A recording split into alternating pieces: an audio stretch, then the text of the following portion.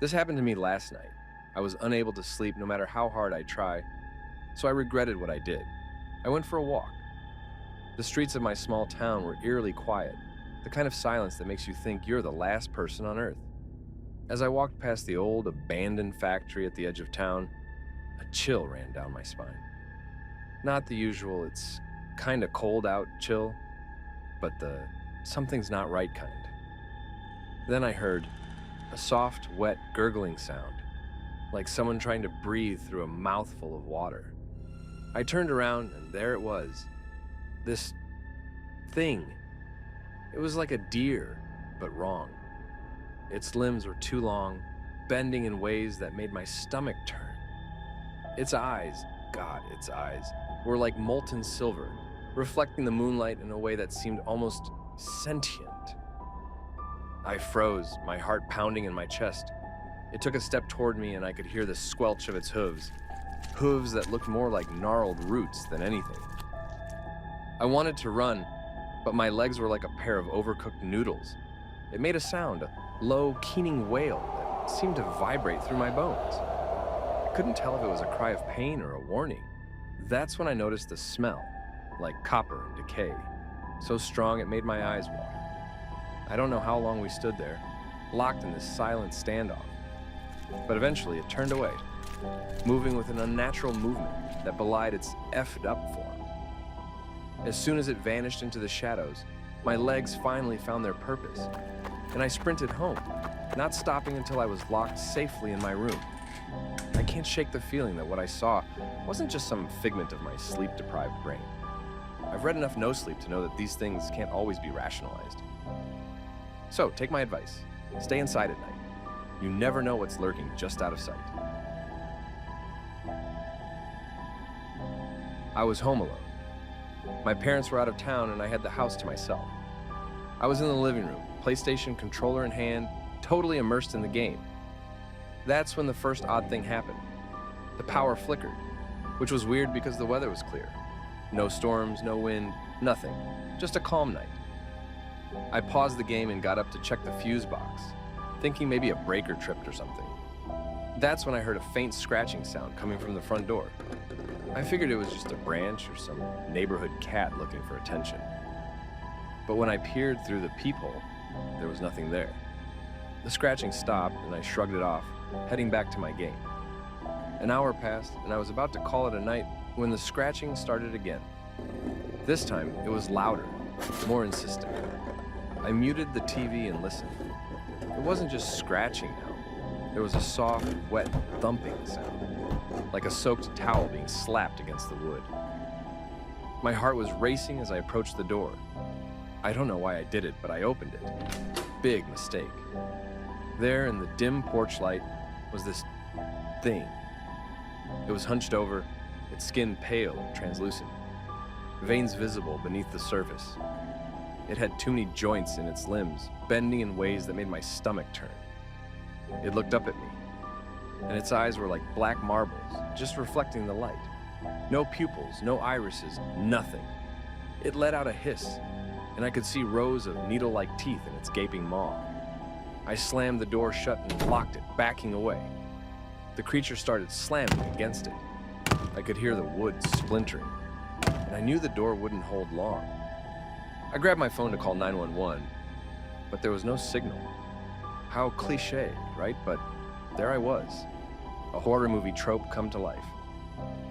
I remembered reading somewhere that creatures like this, if they even existed, could be scared off by salt. I didn't have much time to question the logic as I grabbed the salt shaker from the kitchen and started pouring a line at the threshold. The banging stopped, and I waited, holding my breath, not daring to look out the window. After what felt like hours, but was probably only minutes, I gathered the courage to peek outside. It was gone. No sign of the creature, just the quiet, empty street. I didn't sleep that night. Every little noise made me jump. I kept wondering if it would come back, if it was watching, waiting. I don't know what it was or why it came to my door. Maybe it was just passing through. Maybe it was curious, or maybe it was hungry. I'm still trying to make sense of it all. I know many of you will think this is just some made-up story, but I swear it's not. I've got the splintered door and the empty salt shaker to prove it. I just hope I never see that thing again. It was a normal Sunday morning, and I decided to take my dog Baymax for a walk in the nearby woods. Birds chirped and a gentle breeze rustled the leaves. It was peaceful, the kind of day you read about in a feel-good novel. We were following the well-trodden path when Baymax suddenly stopped, his ears perked up. He sniffed the air and whined, looking into the bushes. I peered into the dense foliage, expecting to see a deer or maybe a fox. Instead, I saw a pair of eyes staring back at me. They were human, or so I thought at first glance. But as I looked closer, I realized they were too large, too bright. The figure stepped out from the shadows, and I could see it was a man, but he was off. His skin was pale, almost gray, and he wore tattered clothes that looked decades old. "Are you okay?" I called out, but he didn't respond. He just kept staring, those unnerving eyes fixed on me. Max growled softly, his body tense. The man took a step forward, and I took one back. "Do you need help?" I tried again, but still, no response. Then he smiled, and it sent a shiver down my spine. It wasn't a friendly smile. It was cold, empty. I decided that was enough. I backed away slowly, keeping my eyes on him until I was sure I was out of his sight. Baymax and I sprinted to my house, and I locked the door behind us. I called the local authorities to report the strange man in the woods. They said they'd check it out, but I never heard anything back. I don't know who or what he was. I was working late at the office. The building was practically empty, save for the janitor and me. I decided to take a break and get some fresh air on the rooftop, which had a pretty decent view of the city skyline. As I sipped my coffee, I noticed something odd in the alleyway below. There was a figure rummaging through the dumpsters. Not unusual in itself, but there was something off about the way it moved. Jerky, like a stop-motion character from an old film. Curiosity piqued. I leaned over the railing for a better look. That's when it stopped and turned its head towards me. It wasn't human. It had the face of an owl, with large, unblinking eyes that seemed to pierce through the darkness. Its body was humanoid, but covered in feathers that shimmered under the faint glow of the streetlights. We locked eyes for what felt like an eternity, and then it let out a sound, a haunting melodic whistle that seemed to echo off the buildings. And just like that, it climbed up the wall with an unnatural agility and disappeared onto the roof of the opposite building.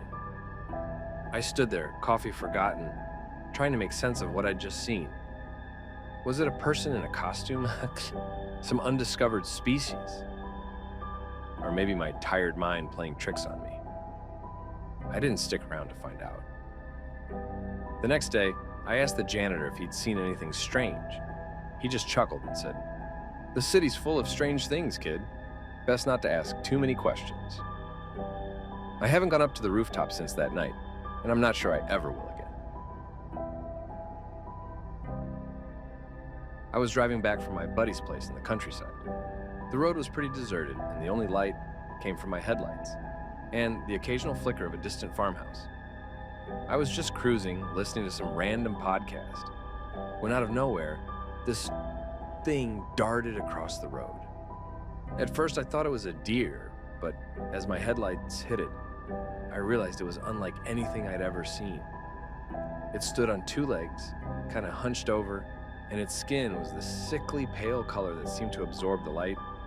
Its eyes were the worst part, huge, unblinking, and reflecting a color I can't even describe. It looked at me, and I swear, it felt like it saw right through me.